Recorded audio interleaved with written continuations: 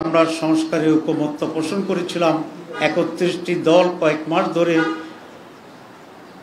সেগুলোকেই একটি গুচ্ছ সিদ্ধান্তেই একটা প্যাকেজে গণভোটের মাধ্যমে আইনি প্রক্রিয়ায় গিয়ে সিদ্ধান্ত নেওয়ার ব্যাপারে সরকারকে সিদ্ধান্ত দেওয়া হয়েছে এবং এটাকে নাম দেওয়া হয়েছে জুলাই চার্টার। এই জুলাই চার্টার কীভাবে বাস্তবায়িত হবে সেখানে আলোচনায় দুই ধরনের অপিনিয়ন ছিল।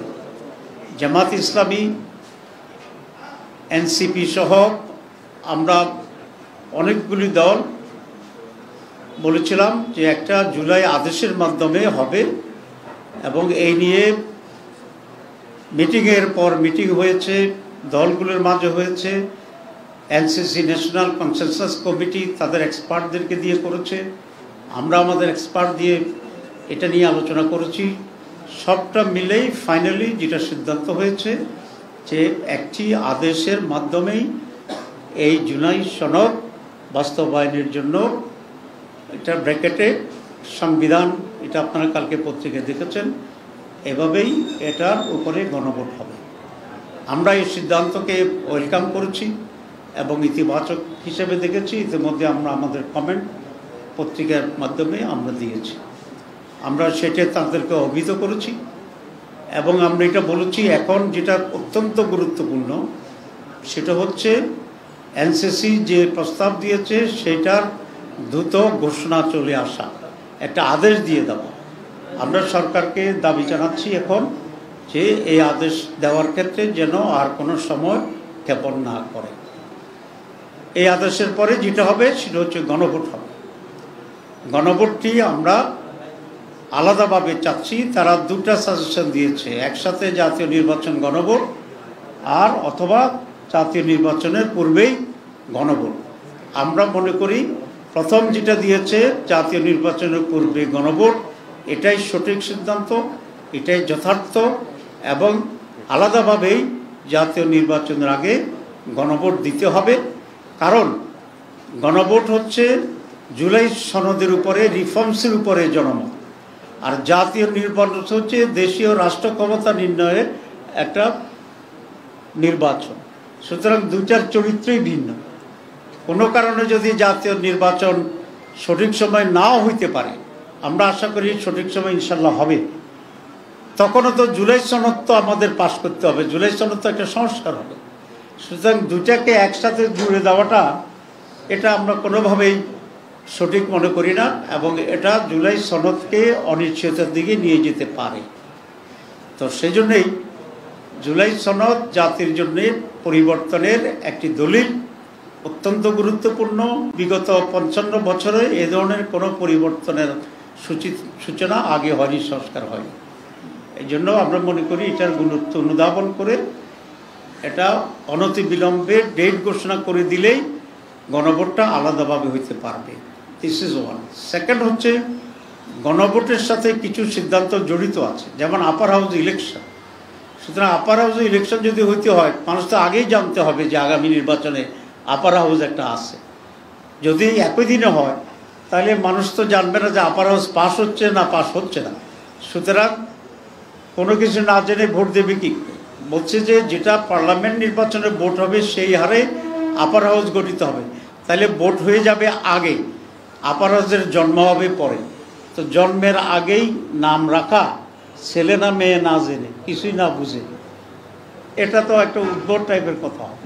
তো সেই জন্য আমরা বলেছি আগেই গণভোট হইতে হবে। ফার্স্ট হচ্ছে দুটো, একটা হচ্ছে সময় আছে কিনা, ইয়েস সময় আছে। বাংলাদেশে দুইটাই গণভোট হয়েছে 17 দিনের ব্যবধানে, 21 দিনের ব্যবধানে।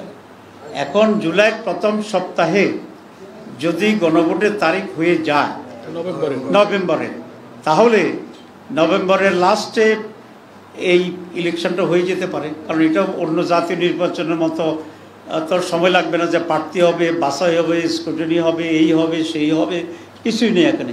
হ্যাঁ না, মানুষ ভোট দিয়ে দিবে, এটা একটা প্রশ্ন। সুতরাং এটার কোনো জটিল কিছু নয়। 2 নম্বর প্রশ্ন আসছে যে ভোটার আসবে কিনা। ভোটার তো ঢেউ নেমে যাবে, আমরাই তো ভোটার আনবো, দলগুলোই তো ভোটার আনবে, হার পক্ষে যারা তারাই তো ভোটার আনবে। সুতরাং ভোটারের কোনো ক্রাইসিস হবে না, আকাল হবে না। 3 নম্বর প্রশ্ন তুলতে চায় যে টাকা খরচ হবে। দেশের স্বার্থের জন্য তো টাকা খরচ তো করতে হয়, আমরা এখন করছি না টাকা খরচ। জুলাই সনদটা এতই গুরুত্বপূর্ণ, এটা কিছু ফান্ড খরচ করেও যদি এস্টাবলিশড হয়, পুরা জাতির ভবিষ্যতের রাজনীতির একটি দিগন্ত উন্মোচিত হবে। আর এখানে অনেক টাকা খরচ হবে না, যে ব্যালট বাক্স 2টি ইলেকশনের জন্য একসাথে কেনা যাবে। আমি বেশি ব্যাখ্যা না করে বলছি। সুতরাং এটা একটা শর্টলি অল্প খরচেই অল্প সময়টা হয়ে যাবে। এই জন্য আমরা বলছি যে আদেশ দেওয়ার জন্য সময় ক্ষেপণ না করে অতি জরুরি আদেশ দিয়ে নভেম্বরের ভিতরেই গণভোটের জন্য আলাদা ডেট করে এটা সেরে দিয়ে জুলাই এবং ফেব্রুয়ারিতে জাতীয় নির্বাচনের প্রস্তুতি সম্পন্ন করা আমরা দাবি জানাচ্ছি। এবং যদি সময় ক্ষেপণের টেকনিক করে যদি অন্য কিছুর দিকে যাওয়ার চিন্তা হয়, তাহলে আমাদের সব নির্বাচনকেই এটার উপর একটা চাপ পড়ার আশঙ্কা আমরা সেটা করছি। আমরা ওনাদেরকে বলেছি, ইলেকশন কমিশনের ব্যাপারে বলেছিল, আমরা বলছি ইলেকশন কমিশনকে আমরা সিসি ক্যামেরা প্রত্যেক কেন্দ্রে দেওয়ার জন্য এটা আমাদের দাবি। শুধু যেখানে ভোট দেবে প্রাইভেসি, সেই জায়গাটা সিসি ক্যামেরা আওতায় থাকবে। অনেকে এটা বিরোধিতা করছেন, কেন বিরোধিতা করছেন আমরা এটা জানি না। কারণ সিসি ক্যামেরা দিলে মানুষ দেখলেও হাঙ্গামা হচ্ছে কিনা দেখলে অসুবিধার কথা। সুতরাং যারা বিরোধিতা করছে তাদের নিয়তের ব্যাপারে আল্লাহ ভালো জানে, আমি কিছু কমেন্ট করলাম। তো সুতরাং আমরা অবাধ ও সুষ্ঠু নির্বাচনের জন্য সিসি ক্যামেরার ইমপ্লিমেন্টেশন চাই। আমরা ভোট কেন্দ্রের army, BGB, RAB, police, answer, যতগুলো এনফোর্সিং অথরিটি আছে সকলকে প্রত্যেক কেন্দ্রে ডেপ্লয়মেন্ট চাই, থাকবে। পুলিশ যেরকম থাকে এরকম থাকবে। আগে আর্মিরা থাকতো স্ট্রাইকিং ফোর্স হিসাবে, এবার স্ট্রাইকিং ফোর্স হিসেবেও থাকবে, আবার কেন্দ্রে ডেপ্লয়েড থাকবে, মানে কেন্দ্রীয় তাদের অবস্থান থাকবে। আমরা এটা দাবি করছি ইলেকশন কমিশনকে, কারণ আমাদের লক্ষ্য হচ্ছে ফেয়ার ইলেকশন। যত টাইট করা যায়, যত নিয়ম করা যায়, যত স্বচ্ছ করা যায়, যত ট্রান্সপারেন্ট করা যায়, যত জবাবদিহিমূলক করা যায়, সবটার পক্ষে বাংলাদেশ জামাত ইসলামী। কারণ আমাদের কোনো নিয়তের কোনো নেই, কি বলে, খাদ নেই, নিয়ত সহি, ঠিক আছে। তো ওই জন্য আমরা এগুলো ওনাদেরকে ব্রিফ করেছি। ওনারা আমাদের বক্তব্যে অনেক জায়গায় একমত হয়েছেন, উৎসাহিত হয়েছেন, এবং ওনারা বলেছেন যে আমরা চাই একটা সুষ্ঠু অবাধ নির্বাচন। এবং ওনারা জানতে চেয়েছে যে কমনওয়েলথের অবজারভার বাংলাদেশে আমরা চাই কি না। আমরা বলছি মোস্ট ওয়েলকাম। আমরা শুধু কমনওয়েলথের অবজারভার না, আমরা যে কোনো বিদেশ থেকে অবজারভার যদি আসে তাদেরকেই জামাত ইসলামী ওয়েলকাম জানাবে।